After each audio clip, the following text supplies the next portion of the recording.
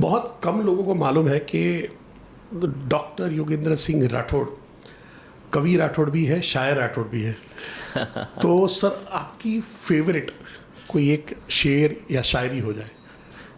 जो कविता मैंने I think पहली बार जब स्टेज पे चढ़ा था तब कही थी, तो वो सुना देता हूँ बिफोर आपको। नर्वसनेस और ड्यूरिंग द नर्वसनेस। जब मतलब चल ही रहा था, सारा प्रोसेस चेंज कभी आता था कभी नहीं आता था, मगर झोंक रहा था अपने आप को उस टाइम पे कि कभी कभी मैं सोचता हूँ बहुत देर से आया हूँ, मुझको तो सन 1947 में आना था, भारत छोड़ो आंदोलन में गांधी का हाथ निभाना था। कभी कभी मैं सोचता हूँ बहुत देर से आया हूँ, मुझको तो राणा सांगा के काल में आना था, एक हाथ से लड़ा ओ वीर, मुझे बिना हाथ के लड़ना था। कभी कभी मैं सोचता हूँ बहुत देर से आया हूँ, मुझको तो राजा अकबर के काल में आना था, बीरबल से कुशाग्र अपनी बुद्धि को दर्शाना था। कभी कभी मैं सोचता हूँ बहुत देर से आया हूँ, मुझको तो हिटलर की तानाशाही में आना था, हिटलर से बढ़कर अपनी नीति को दर्शाना था।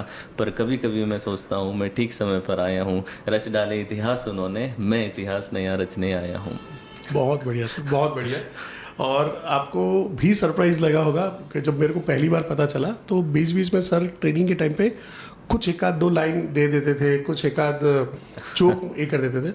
और सर का जोक देने का भी एक पर्टिकुलर स्टाइल है, यानी सटल है। अगर आपको समझ में आया तो समझ में आया है, तो आप घंटे घंटों तक हंसोगे, नहीं तो बोलोगे ये क्या बोला इन्होंने। वो बिल्ली मारी वाला जो सॉन्ग है भाई, मैं हिम्मत ना करूँ ऐसा बोलने का। तो that was my like wow effect जहाँ पे चला था।